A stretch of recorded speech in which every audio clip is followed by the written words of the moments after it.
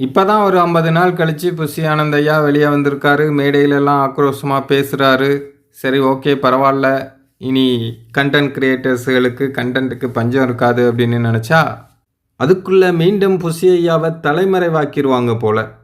ஏன்னா ஏற்கனவே புஷி ஆனந்த் ஐயா மேல ஒரு வழக்கு பதிவு பண்ணும்போது, அவர் வந்து தலைமறைவாயிட்டார் அப்படின்னு செய்திகள்லாம் வெளியாயிட்டு இருந்தது. இப்போவும் புஷி ஆனந்த் ஐயா மேல வழக்கு பதிவு பண்ணியிருக்காங்க. அதாவது எஸ்ஐஆருக்கு எதிராக தாவேகா வந்து பல இடங்கள்ல போராட்டங்கள் பண்ணியிருந்தாங்கல்ல.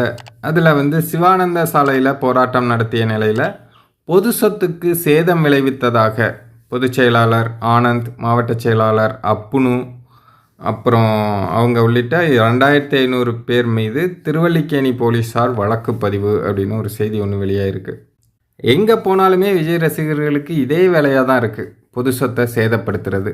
அப்படி சேதப்படுத்துறதுனால இவங்களுக்கு அதில் என்ன லாபம் கிடைக்குது, என்ன சந்தோஷம் கிடைக்குது?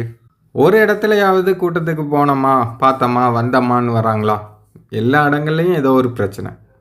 அதுவும் முதல்லலாம் கூட விஜய் வந்தால் தான் இந்த மாதிரி பிரச்சனை இருக்கும். விஜயை பார்க்கணுன்னு முண்டி அடித்தோம், அது உடஞ்சிது, இது உடஞ்சிதுன்னு சொல்லுவாங்க. இப்போ விஜய் வராமலே இத்தனை இடங்களில் பொது சொத்துக்களை சேதப்படுத்தியிருக்காங்க. ஸோ இதனால தான் இப்போ வழக்கு போட்டிருக்காங்க. இனி புஷி ஆனந்த் ஐயா வெளியே வருவாரா என்னன்னு வேறு தெரியல. நமக்கு எப்படி கண்டென்ட் கிடைக்க போகுதோ. சரி, பொறுத்திருந்து பார்ப்போம்.